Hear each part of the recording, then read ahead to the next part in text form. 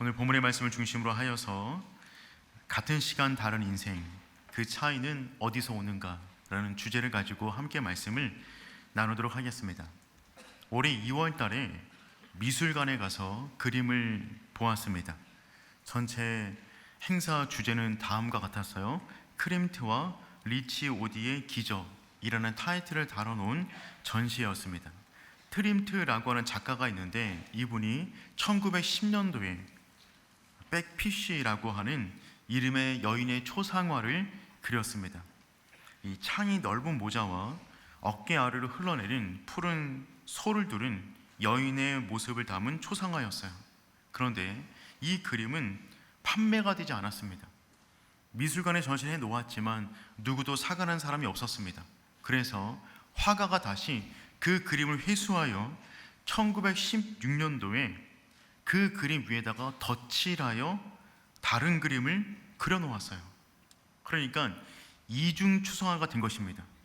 첫 번째 그림의 모습이 덧칠되어서 두 번째 초상화의 모습이 탄생하게 된 것이죠. 이때부터 이 그림이 주목을 받기 시작합니다. 수많은 수집가들로부터 전시회를 열던 중 1997년도에 도난당했습니다. 이 그림이 세계 10대 도난 미술품으로 등재가 될 만큼 유명한 사건이었어요. 인터폴이 나서서 찾기도 했지만 이 작품을 찾을 수가 없었습니다.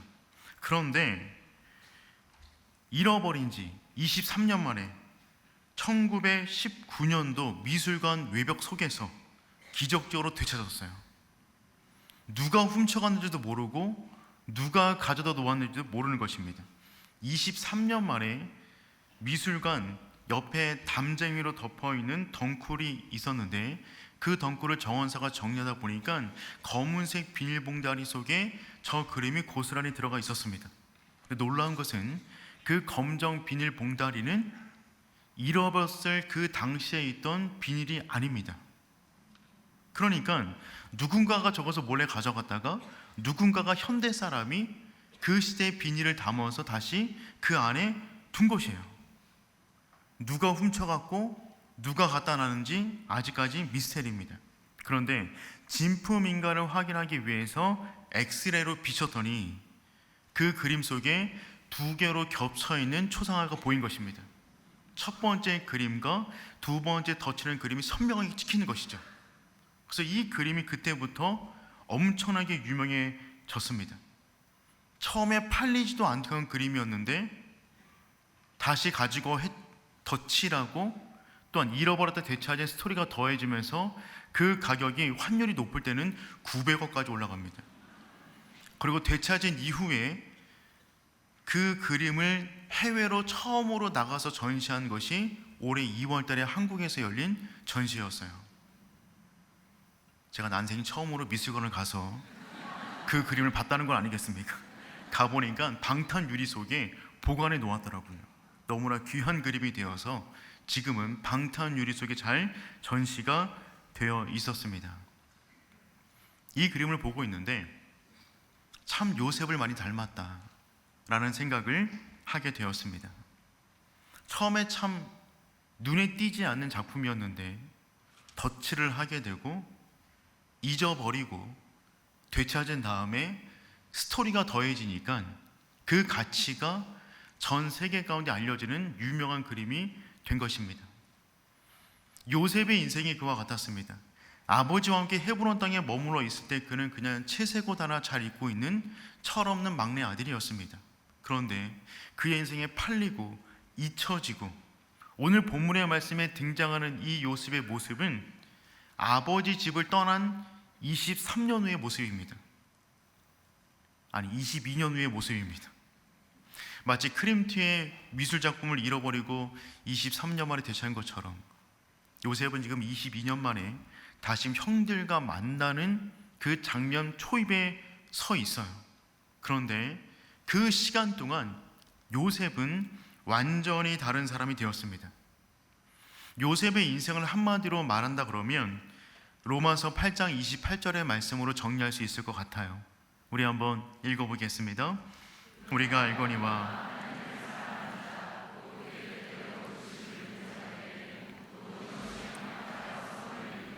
아멘.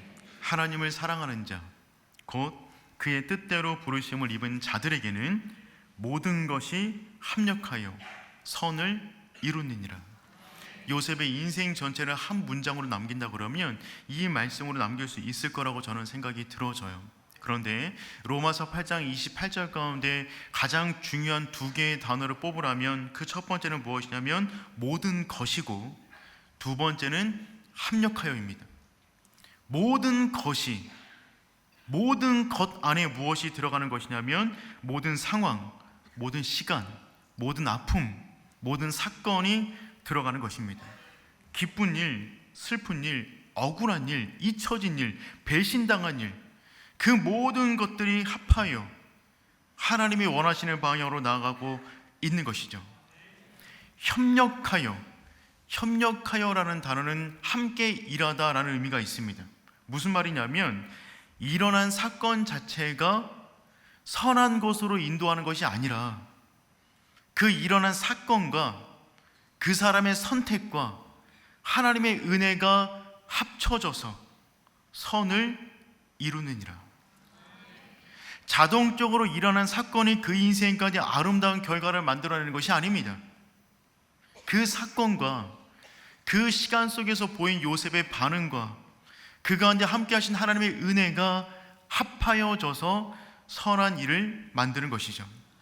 합력하여 선을 이룬다는 말은 다 괜찮아질 거야 라는 수준의 위로가 아니라 하나님이 이 모든 것들을 합하여 반드시 당신을 향한 선한 일을 이루실 것입니다 라고 하는 하나님의 섭리를 말해주고 있는 것이죠. 요셉의 인생이 그와 같았습니다. 자신 안에 벌어진 일들을 당할 그때를 놓고 생각해 보면 요셉은 자기 인생 가운데 벌어진 일들을 이해할 수가 없었어요. 근데 요셉은 자기 안에 벌어진 일을 이해하려고 노력하기보다는 그 모든 것을 하나님께 내어 맡깁니다.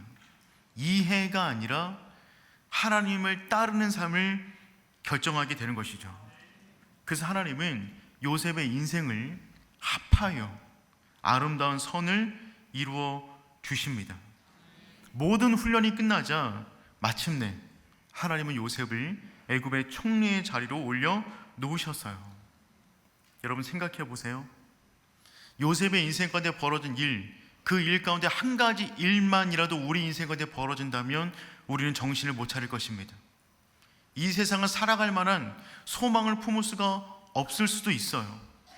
근데 하나님은 그 모든 것이 합하여 요셉의 인생 가운데 아름다운 일을 이루셨어요. 하나님은 요셉의 형들 마음에 있는 악한 마음을 사용하셔서 요셉을 애굽으로 보내셨습니다.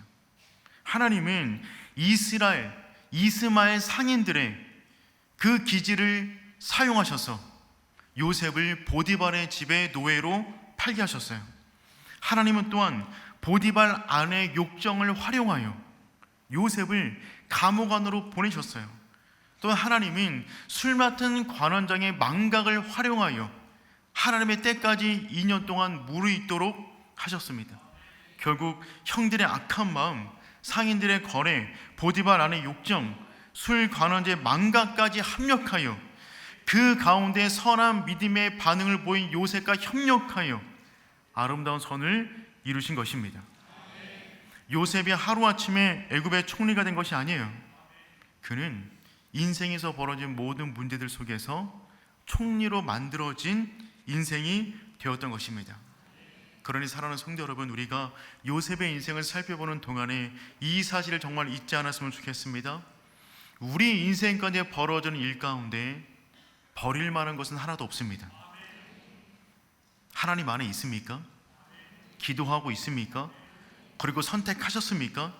그리고 그 일을 맞이하셨습니까? 그러면 기대하십시오. 그냥 벌어진 일이 아닙니다. 하나님의 놀라운 섭리가 그 안에 있는 줄 믿습니다. 그리고 하나님께서 우리 인생 가운데 그와 같은 시간 속으로 인도하실 때마다 우리가 해야 될 일들이 있어요.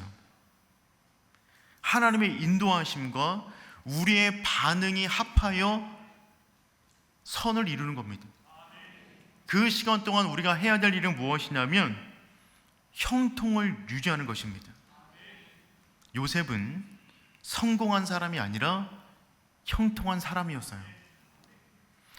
창세기 39장에서 요셉의 인생 가운데 가장 어두운 시간 가운데 요셉을 설명하는 3번의 반복은 형통한 자였다라는 표현이었습니다. 우리 창세기 39장 2절 말씀 함께 읽어보겠습니다. 여호와께서 요셉과 함께 하심으로 아멘. 형통한 자가 되어 애굽 보디발의 집에 노예가 되었어요. 우리 3절 말씀도 함께 읽어보도록 하겠습니다. 그의 주인이 여호와께서 그와 함께 하심을 보며 그의 범사에 형통해 하심을 보았더라. 아멘. 요셉은 날마다 형통을 선택합니다. 그를 통하여 사람들이 형통을 보게 됩니다. 23절 말씀도 읽어보도록 하겠습니다. 간수장은 그의 손에 맡긴 것을 무엇인지 살펴보지 아니하였으니 이는 여호와께서 요셉과 함께 하심이라. 여호와께서 그를 범사에 형통하게 하셨더라. 아멘. 여러분 보세요. 요셉은 삶의 어려운 순간마다 형통하기를 선택했어요. 여러분, 형통은 어떤 감정이 아닙니다. 형통은 선택이에요. 형통의 기본 의미는 전진하다, 돌파하다 라고 지난번에 말씀드렸어요. 그래서 형통은 어떤 뜻이냐면 하나님의 뜻이 막히지 않고 이루어지다. 하나님의 뜻이 막히지 않고 이루어지다라고는 기본적인 의미를 가지고 있어요. 그래서 형통에 대한 내적 증거는 무엇이냐면 내가 하나님과 함께하고 있습니다 라고 하는 자기의 믿음의 고백이고, 형통에 대한 외적인 증거는 무엇이냐면 그 사람이 하나님과 함께하고 있음을 주변 사람들이 보고 알게 된다는 것입니다. 형통한 자는 그래서 자기 안에서 자기 밖에서 그 사람이 형통한 자임을 알 수밖에 없어요. 그러니 사랑하는 성도 여러분, 형통한 자로 살기로 다짐하시길 축복해요. 요셉은 자기 인생 가운데 벌어지는 그와 같은 어려움 가운데 여러 가지 많은 것들을 선택할 수가 있었어요. 원망, 불평, 절망, 포기. 그와 같은 상황에 빠지면 모든 사람은 그런 같은 것들을 선택하게 될 것입니다. 그런데 요셉은 그런 것들을 선택하지 않았어요. 그는 형통하기를 선택합니다. 하나님께서 나를 이곳으로 인도하신 목적이 있을 것이다 라고 하는 그 마음을 붙잡고 절망하지 않는 것입니다. 사랑하는 성도 여러분, 어떠한 형편 가운데 처하든지 간에 형통한 사람으로 살 수 있기를 선포할 수 있기를 축복합니다. 한번 따라해 볼까요? 나는 형통한 사람이다. 어떤 상황이 있든지 간에 나는 형통한 사람이다. 자기 정체성을 그렇게 선포하는 거예요. 그리고 형통한 사람이 할 수 있는 결정을 내리는 것입니다. 하나님의 사람, 형통한 사람이라면 이 상황 가운데 어떠한 결정을 내릴까? 그것을 고민하고 그 상황 가운데 환경에 맞는 선택을 하는 것이 아니라 형통한 자가 품을 수 있는 선택을 할 수 있기를 축복합니다. 요셉은 그런 사람이었어요. 성경을 보십시오. 환경 가운데 절망한 적이 없습니다. 낭망한 적이 없어요. 그의 속마음은 어떤지 모르겠어요. 하지만 그는 입술을 지켜나갑니다. 그리고 형통한 자답게 살아가요. 그는 모든 환경 가운데 최선을 다했습니다. 그 모습이 우리의 모습 될 수 있기를 축복합니다. 그리고 하나님께서는 그 모든 시간을 다 통과한 요셉을 하루아침에 반나절도 못 돼요 그를 지하 감옥에서 애굽의 총리로 세우십니다. 그런데 오늘 우리가 살펴볼 요셉의 모습은 그의 총리 생활과 가정 생활을 중심으로 살펴볼 것인데, 놀라운 점은 무엇이냐면 요셉은 한결같아요. 이제 힘이 주어졌잖아요. 자유가 주어졌잖아요. 그런데 그는 이전의 삶의 모습을 그냥 그대로 가져갑니다.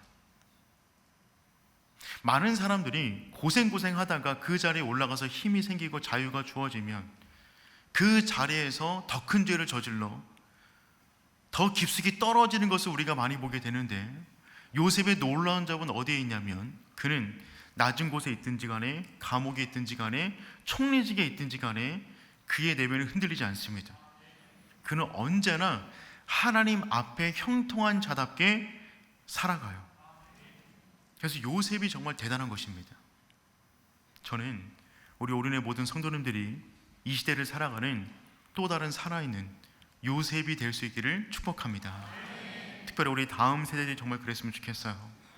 이 시대 가운데 이스라엘을 넘어 애굽까지, 애굽을 넘어 온 땅을 먹여 살리는, 그들의 인생 가운데 대안이 되어주는, 그 땅의 축복이 되어주는 요셉 같은 다음 세대가 우리 가운데 많이 나올 수 있기를 축복합니다. 오늘 우리가 요셉의 결혼 생활과 총리 생활을 한번 살펴보도록 하겠습니다. 첫 번째입니다. 요셉의 결혼 생활입니다. 우리 45절 말씀 한번 읽어보겠습니다. 그가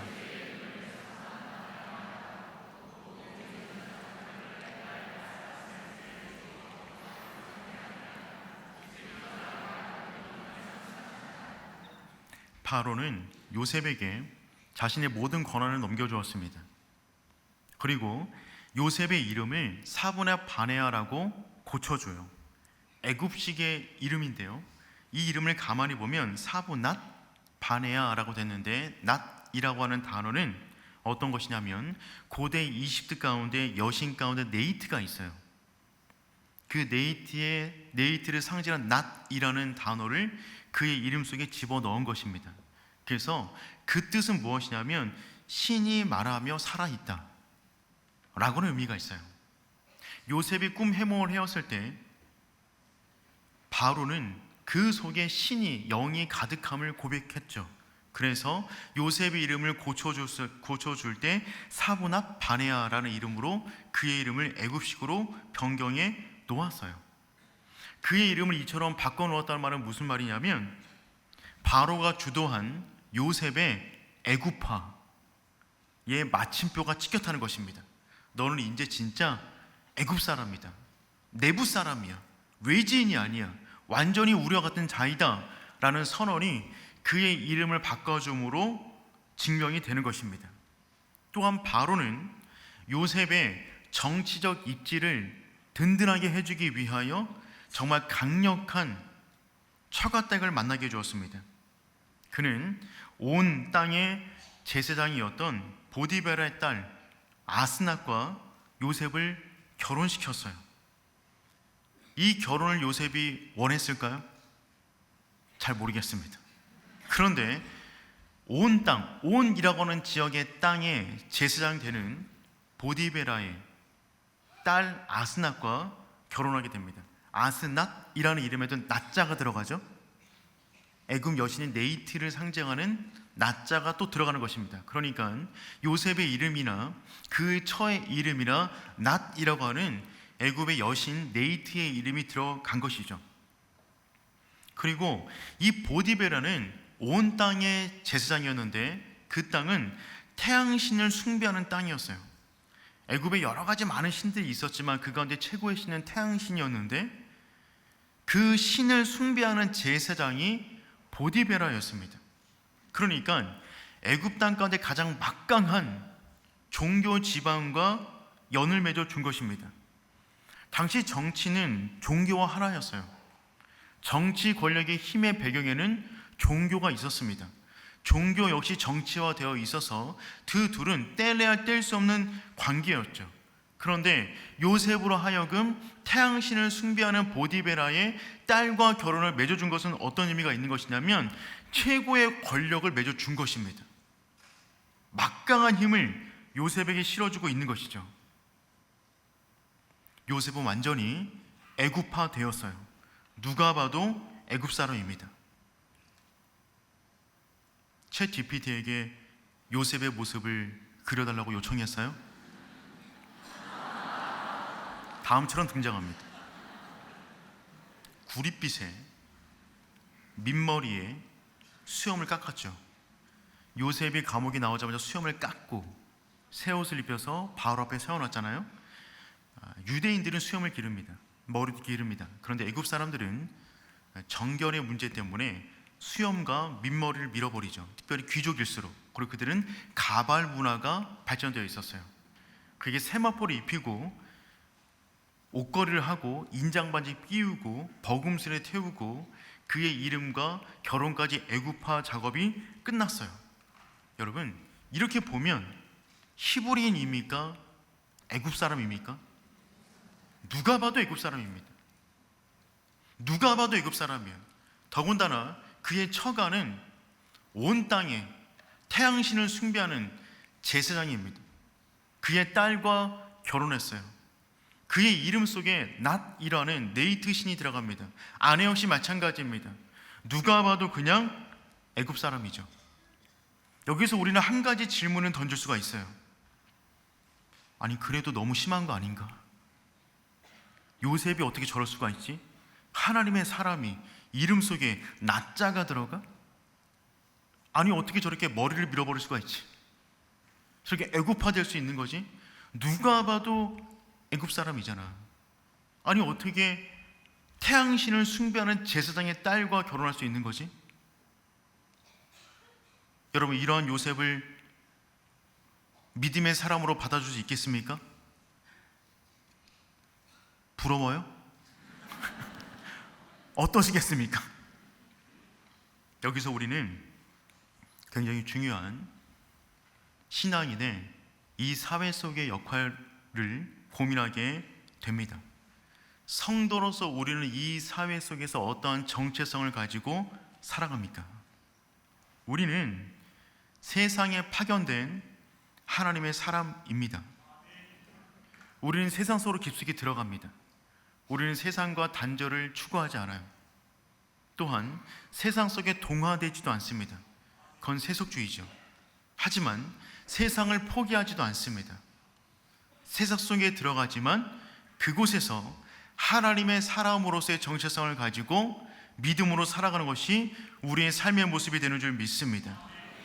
칼빈의 기독교 강요를 보면 그 핵심 주제 가운데 다음과 같은 문장이 있어요. 우리는 세상을 떠나도록 부름받은 것이 아니라 세상 속에서 하나님께 속하도록 부름받았다. 우리는 세상과 분리되지 않아요. 세상 속으로 들어갑니다. 존 스토트 목사님도 다음처럼 말씀하셨어요. 그리스도인은 세상 속으로 들어가야만 하지만 세상이 그 안으로 들어오게 해서는 안 된다. 세상 속으로 들어가지만 세상이 우리 안에 들어오는 것이 아니라 세상을 복음으로 물들이는 인생을 살아가야 되는 것이죠. 요셉의 외모는 완전히 애굽 사람이었어요. 하지만 그의 내면은 누구도 점령할 수가 없는 사람이었습니다. 그는 바로 앞에서도 이와 같이 말을 하죠. 내가 아니라 하나님이 바로에게 편안한 대답을 하시리이다. 하나님이 생명을 구원하시려고 나를 앞서 보내셨나이다. 요셉은 외모로 보면 애굽 사람이었지만 그의 내면은 하나님으로 점령되어 있었어요. 그는 애굽 땅 가운데 보내진 하나님의 비밀 병기였다는 말입니다. 사랑하는 성도 여러분, 우리가 이와 같은 정체성을 가지고 이 땅을 살아갈 수 있기를 축복합니다. 세상을 멀리하지 마십시오. 뒤처지지 마십시오.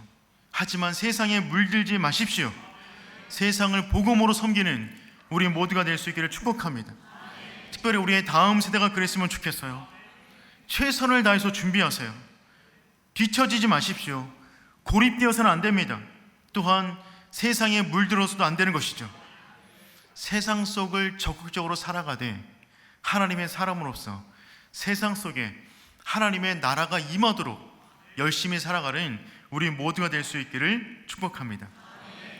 요셉은 그렇게 애굽에서 단순하게 살아남은 사람이 아니라 애굽 속에서 하나님을 드러내는 사람으로, 그의 외모는 애굽 사람이었지만 그의 중심은, 그의 언어는, 그의 생각은 하나님의 사람으로서 살아가게 됩니다.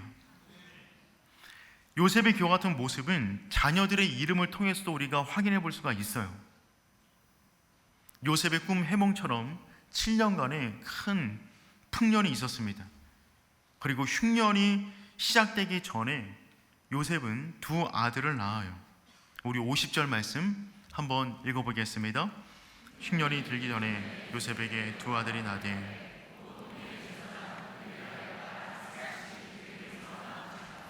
자녀들을 낳게 됩니다. 풍년이 끝나고 흉년이 오기 전에 요셉은 두 아들을 낳게 돼요. 그 첫 번째 아이의 이름이 므낫세입니다. 우리 51절 말씀 읽어보도록 하겠습니다. 요셉이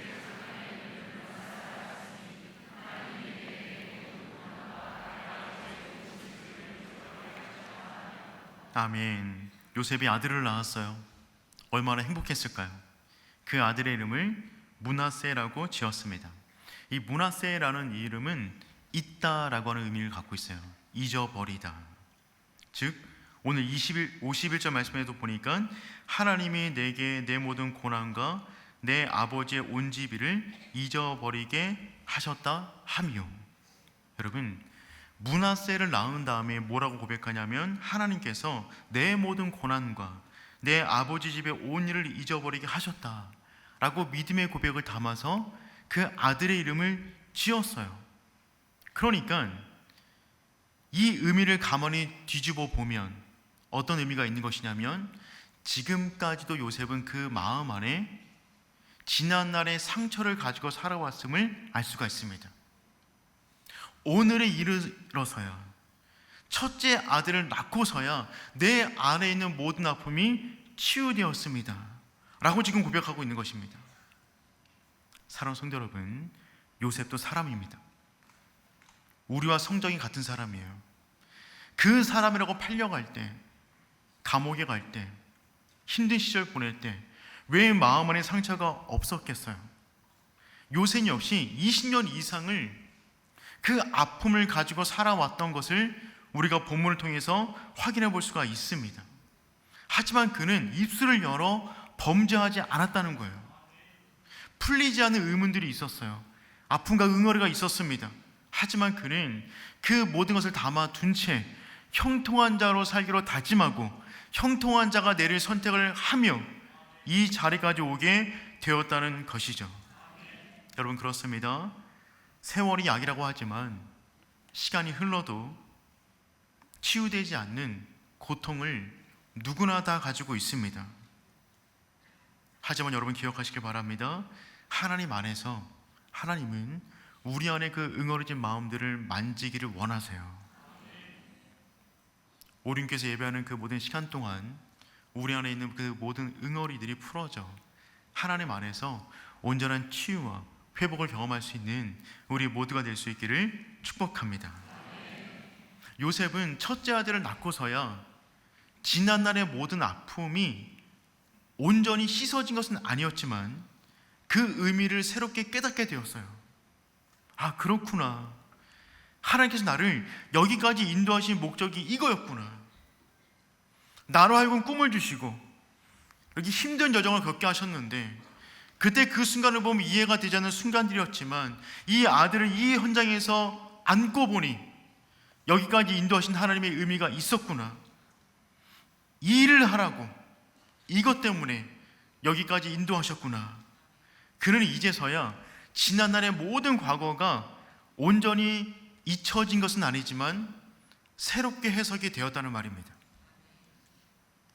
사랑하는 성도 여러분, 우리 지난날의 모든 일들이 하나님의 은혜 안에서 새롭게 조명될 수 있기를 축복합니다. 지난 과거를 바꿀 수는 없지만 하나님의 은혜 안에 새롭게 해석되어질 때 우리는 과거 때문에 넘어지는 것이 아니라 그 과거의 일들로 인하여 더욱더 앞으로 나아가게 될 줄 믿습니다. 요셉은 둘째를 낳았어요. 그 둘째 이름은 에브라임입니다. 우리 52절 말씀 읽어보도록 하겠습니다. 차남의 이름은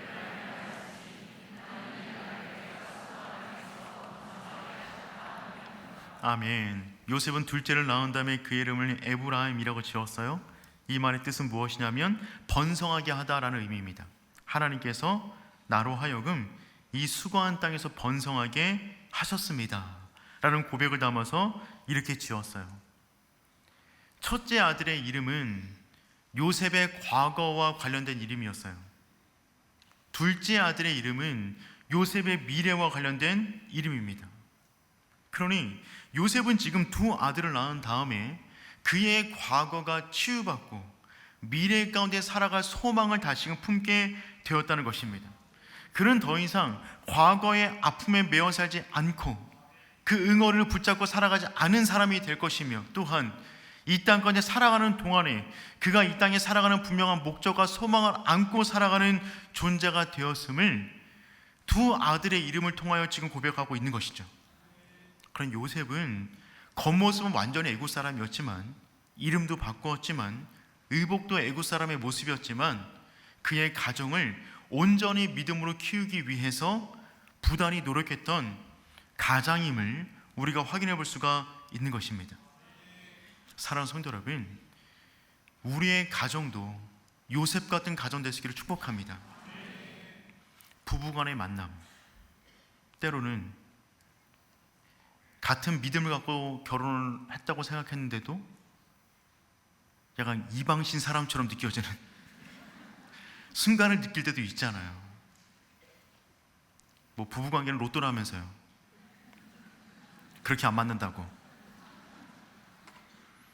그런데 요셉은 비록 이방신을 믿는 여인과 결혼했지만 그 집안에 낳은 자녀들과 또한 앞으로 벌어질 요셉의 가문을 통하여 그가 어떻게 가정을 지켜나갔는가를 우리가 확인해 볼 수가 있습니다. 더군다나 요셉의 모든 상처가 회복되는 출발은 가정이었어요. 그는 가정에 들어갈 때마다 므낫세를 보면서 과거의 모든 아픔이 해석되어지고 에브라임을 보면서 자기가 이 땅에서 살아갈 소망을 얻었습니다. 그러니 요셉은 가정에 들어갈 때마다 얼마나 행복했을까요? 얼마나 가정이 그리웠을까요? 우리의 가정이 그러한 가정 될 수 있기를 축복합니다. 맨몸으로 이 땅까지 끌려왔는데 일가를 이루었던 요셉, 그 가정 안에서 애굽 땅 우상신이 많은 곳에서 살아가고 있지만 그 안에서 여전히 믿음을 지키며 자녀들을 믿음으로 키워냈던 그 요셉의 모습이 우리 가정의 모습 될 수 있기를 축복합니다. 두 번째, 요셉의 총리 생활을 한번 살펴보도록 하겠습니다. 여러분, 요셉은 총리가 되자마자 무엇을 하였습니까? 그는 총리 생활을 즐기고 있나요? 총리가 되자마자 그는 잔치를 열었습니까? 그렇지 않았어요. 결혼을 하자마자 그는 신혼잼에 푹 빠져 있었습니까? 그러지도 않았어요. 아니면 총리가 되자마자 권력을 쥐게 되었는데 살생부를 기록하여 원수지인 사람들 찾아다녔습니까? 보디발의 아내를 어떻게 했을까요? 그 여인을 찾아다녔습니까? 그러지 않았어요. 요셉에게는 그럴 시간이 없었어요. 그는 총리가 되자마자 뭐 했어요?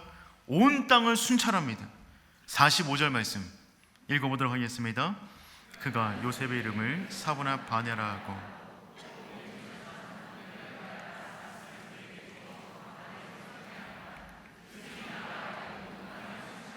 아멘. 그렇죠. 총리가 되자마자, 결혼하자마자 신혼여행 가지 않았어요? 요셉이 나가 온 땅을 순찰하니라. 온 땅을 순찰했어요. 그는 지금 7년간의 풍년을 관리해야만 합니다. 또한 7년간의 흉년을 관리해야만 합니다. 그에게 주어진 14년의 시간은 애굽의 운명을 결정하는 시간이었어요. 애굽뿐만 아니라 온 땅의 역사를 바꿀 수 있는 시간이었습니다. 그는 시간을 낭비할 수가 없었어요. 곧바로 순찰해 나갑니다. 또한 46절 말씀도 한번 읽어보도록 하겠습니다. 요셉이 그가 바로 앞을 떠나 애굽 온 땅을 순찰하니. 아멘. 그는 17살의 집을 떠나 14년간 혹독한 훈련과 연단의 시간을 겪은 이후에 30살의 총리가 되어 결혼하자마자 애굽 온 땅을 순찰나가게 되었어요. 그는 정말 하나님께서 예배해 놓으신 세상의 복이었습니다.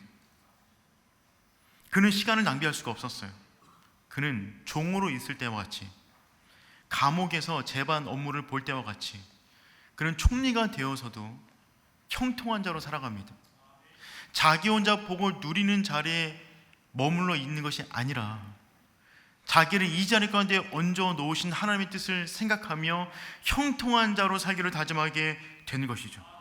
그는 잘 나갈 때, 권한이 있을 때 그 힘을 가지고 세상을 섬기는데 그 힘을 사용하기 시작합니다.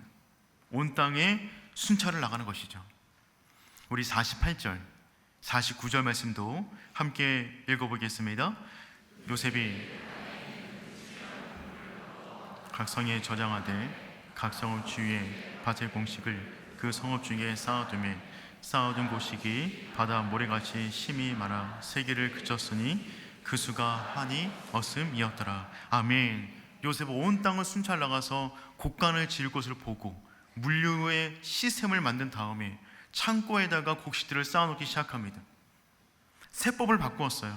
20%의 곡물을 거두어 풍년의 때를 곡식으로 채워나가고 흉년의 때를 준비하는 것입니다. 그래도 곡식이 너무 많아가지고 그걸 다 셀 수가 없었어요. 그러니까 보십시오. 심이 많아 세계를 그쳤으니 그 수가 한이 없음이었더라. 이 복을 받을 수 있기를 축복합니다. 돈 벌고 집에 와서 얼마 벌었나 돈 세고 있는데 세계를 포기해버리는 겁니다. 너무 많으니까 귀찮아 잠자자. 세계를 그쳤으니 그 수가 한이 없었음이었더라. 요셉은 정말 그 풍년의 때에 엄청난 하나님의 복을 누렸어요. 진짜 부자들은 그런다 하더라고요. 한 달에 얼마 봅니까? 라고 물어보면 얼마 버는지 모른대요. 너무 많이 벌어서 세지를 않는다고 하더라고요. 우린 다 알고 있잖아요. 10원짜리까지. 요셉은 하나님이 허락하신 풍년 동안에 그 풍년이 더 잘 될 수 있도록 했겠죠. 그래서 애굽 온 땅의 사람들이 20%의 조세를 냈음에도 불구하고 그들의 삶이 빈궁하지 않았습니다. 그리고 그 이후에 흉년을 맞이했을 때 그는 진짜 하나님의 준비된 살아남게 그의 창고를 풀기 시작해요. 이제 풍년이 끝이 났습니다. 그리고 이제 흉년이 시작돼요. 54절 말씀 우리 한번 읽어보겠습니다. 요셉의 말과 같이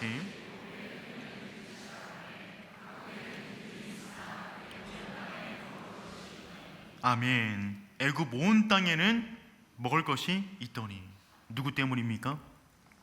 요셉 때문이에요. 요셉 때문이었어요. 요셉의 강점은 무엇이냐면 그는 양손잡이였다는 것입니다. 제가 양손잡이 비슷하거든요. 오른손 왼손 다 쓰는데 요셉은 양손잡이였어요. 그는 인생의 아픔을 통하여 또한 인생의 풍요로운 모든 시간들을 전부 다 활용할 수 있는 사람이었어요. 그는 인생의 풍년 때 넘어지지 않고 인생의 흉년 때도 넘어지지 않은 양손잡이였어요. 그의 인생 가운데 어떤 아픔이 오든지 간에 어떤 풍요로움 속에 있든지 간에 그는 흔들리지 않았습니다. 모든 시간을 통하여 합력하여 하나님의 일을 일구어낼 수 있는 인생의 양손잡이였어요. 사랑하는 성도 여러분, 양손잡이 될 수 있기를 축복합니다. 여러분의 인생 가운데 흉년이 오든 풍년이 오든 아픔이 오든 성공이 오든 눈물이 오든 기쁨이 오든 그 모든 순간을 통하여 내 인생 가운데 허락하신 하나님의 일들을 일구어낼 수 있기를 축복합니다. 많은 사람들이 이제 양식을 구하기 위하여 애굽으로 몰려오기 시작합니다. 바로는 요셉에게 가라, 그가 하라는 대로 해라 라고 명령을 내려요. 56절 57절 말씀 읽어보도록 하겠습니다. 온 지변에 기근이 있으니 애굽 백성에게 팔세 애굽 땅에 기근이 심하며 각국 백성도 양식을 사려고 애굽으로 들어와 요셉에게 이르렀으니 기근이 온 땅에 심하였더라. 아멘. 여러분, 드디어 요셉의 창고가 열렸어요. 7년 동안 쌓아두었던 그 창고가 열리는 순간입니다. 여러분, 그림으로 그려보세요.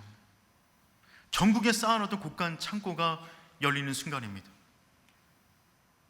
20%의 곡물을 매년마다 7년 동안 모아두었어요. 창고가 가득 차 있습니다. 흉년의 때를 맞이했습니다. 각국에서 사람들이 몰려오는데 드디어 그 창고가 열리는 것이죠. 요셉의 창고가 열리는 순간입니다. 요셉이 처음 애굽 땅에 끌려올 때 알몸으로 끌려왔어요.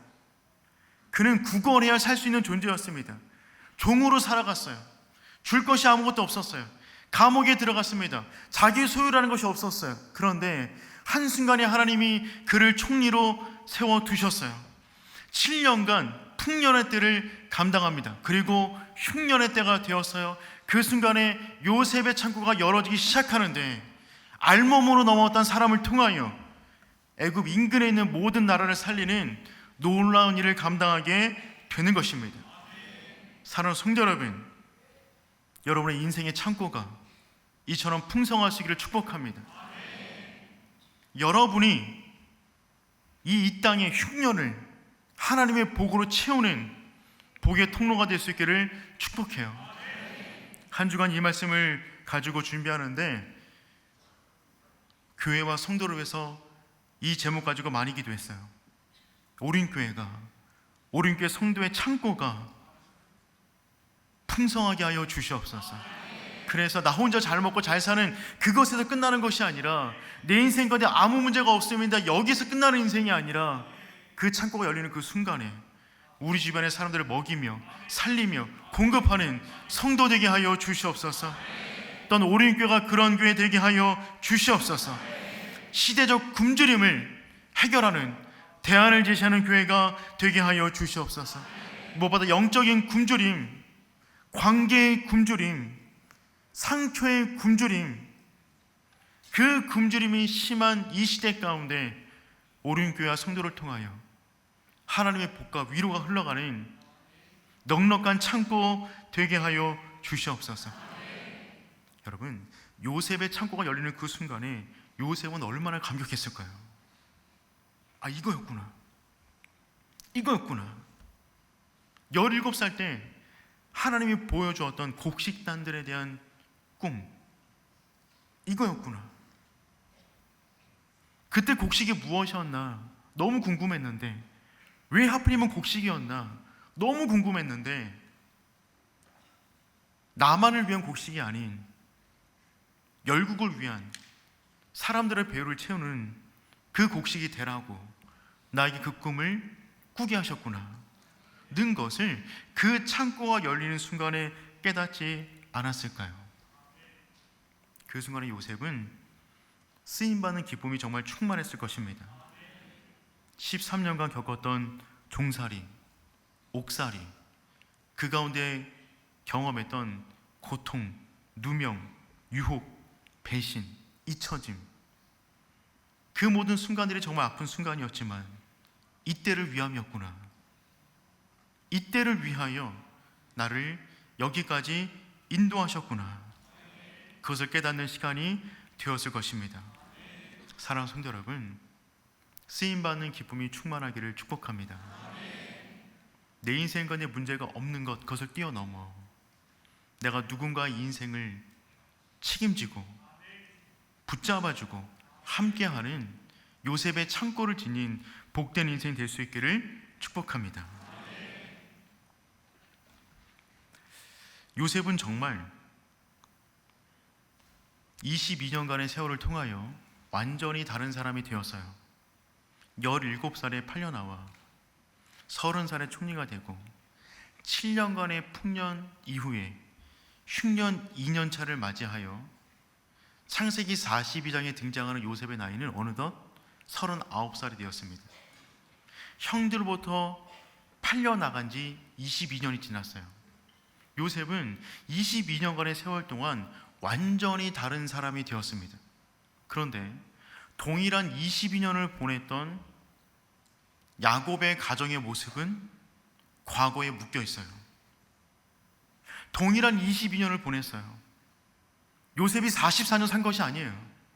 동일한 22년간의 시간을 보냈는데 팔려가고 애굽 땅에 떨어진 요셉은 세상을 먹이는 자가 되었는데, 그들을 팔아버린 그 형제들은 약속의 땅, 하나님의 땅, 헤브론 땅에 있으면서도 과거에 묶여있는데 그들의 인생을 낭비하고 있습니다. 이 다시금 시선을 헤브론 땅에 있는 그 집으로 한번 가져가 보도록 하겠습니다. 그곳에는 변함없는 한결같은 형들의 모습을 볼 수 있어요. 첫 번째, 변하지 않는 형제들의 모습입니다. 이들은 22년 전이나 지금이랑 똑같아요. 지금 그 땅 가운데 기근이 왔습니다. 그런데 그들의 삶의 문제를 대처하는 모습을 보십시오. 아버지 야곱이 열이 받아가지고 자녀들에게 말을 합니다. 창세기 42장 1절 말씀 읽어보도록 하겠습니다. 그때에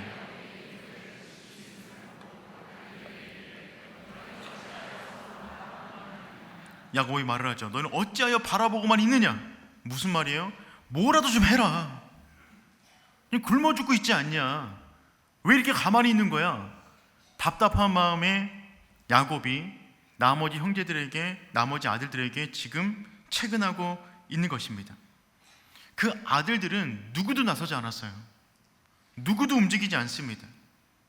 여러분 보세요. 팔려나간 요셉은 세상을 먹이고 있는데 그들을 팔았던 자들은 자기네들의 인생도 먹이지 못하고 있잖아요. 같은 시간을 보냈는데 완전히 다른 삶의 모습을 살아가고 있는 것입니다. 너무 답답해서 야곱이 한마디 더 합니다. 2절 말씀 읽어보도록 하겠습니다. 야곱이 또 이르되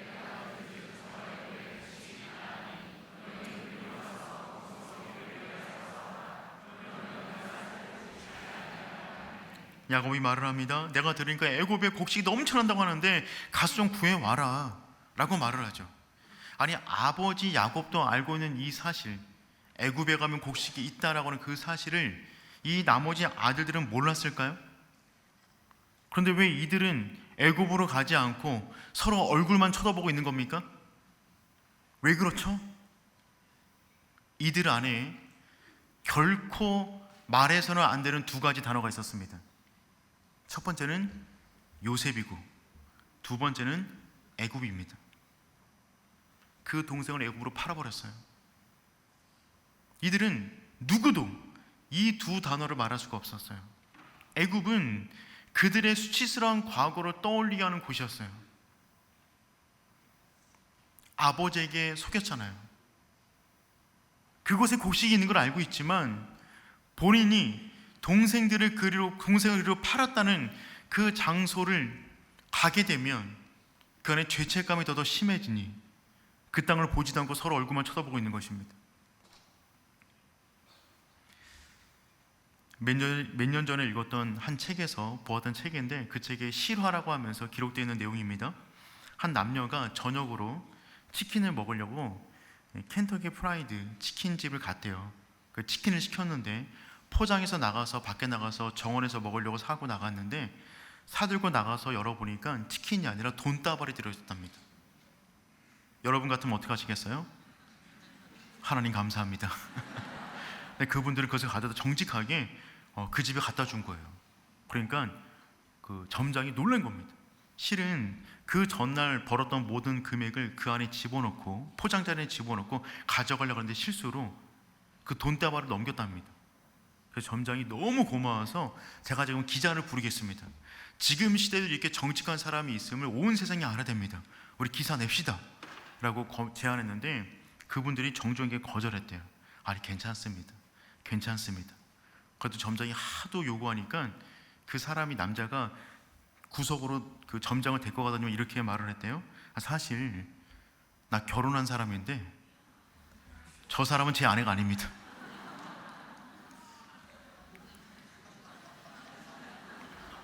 실화라고 합니다. 선택적인 선함, 선택적인 악함. 누구에게나 말할 수 없는 비밀이 있다. 야곱의 아들들이 그랬어요. 식량은 원하지만 그 땅으로 갈 수가 없었습니다. 그래서 그들은 과거의 상처에 묶여 있어서 배를 굶주리며 있는 것이죠. 그런데 그 아들들만 그런 것이 아니라 야곱도 그랬어요. 야곱 역시 변한 것이 아무것도 없었습니다. 4절 말씀 한번 읽어보겠습니다. 야곱이 요셉의 아우 베냐민은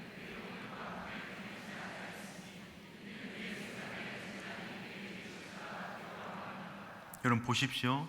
야곱이 아들들을 보내는데 요셉의 아우 베냐민은 그들과 함께 보내지 않았습니다. 왜요? 이는 그의 생각이 재난이 그에게 미칠까 두려워함이었더라. 여러분, 이 구절에서 우리는 무엇을 알 수 있죠? 야곱이 아들들을 의심하고 있음을 알 수 있습니다. 이것들이 분명 무슨 짓을 했을 거예요. 요셉이 그렇게 죽을 나이가 아닌데 분명 무슨 짓을 했을 거예요. 이 순간에 베냐민을 또 보내면 얘도 어떻게 될 줄 몰라. 그러니까 아버지 야곱은 베냐민을 그들과 함께 섞어서 애굽으로 보내지 않았던 거예요. 그러니 야곱은 22년 동안 계속해서 뭐 하고 있었던 거냐면 요셉에게 못다한 편애를 베냐민에게 하고 있었던 것입니다. 그러니까 지난 세월 22년 동안 팔려갔던 요셉은 형통한 자가 되어 하나님과 합하여 선을 이루고 있는 동안에 헤브론 땅에 머물고 있었던 그의 형제들과 아버지 야곱은 과거에 묶여 있어서, 과거의 상처 안에 갇혀서, 동굴 안에 갇혀서 식량이 떨어짐에도 불구하고 배를 움켜쥐고 있으면서 서로 얼굴만 쳐다보고 원망하는 그 시간들을 보내고 있었다는 것입니다. 사랑하는 성도 여러분, 동일한 시간을 살아가지만 인생의 결과가 다르게 나오는 거예요. 우리는 어떻게 살아야 될까요? 형통한 자가 될 수 있기를 축복합니다. 중요한 것은 일어난 사건이 아닙니다. 그 사건을 바라보는 하나님의 관점이에요. 그리고 하나님의 관점대로 바라보는 나의 믿음입니다. 형통한 자가 되기를 결단하십시오. 그리고 선포하세요. 형통한 자답게 행동하십시오. 그럴 때 우리 인생은 과거에 묶여있는 것이 아니라 하나님의 손 안에서 합력하여 선을 이루게 되는 줄 믿습니다. 우리 다시 한번 로마서 8장 28절 말씀, 로마서 8장 28절 말씀 읽고 우리 설교를 마무리 짓도록 하겠습니다. 우리가 알거니와 하나님을 사랑하는 자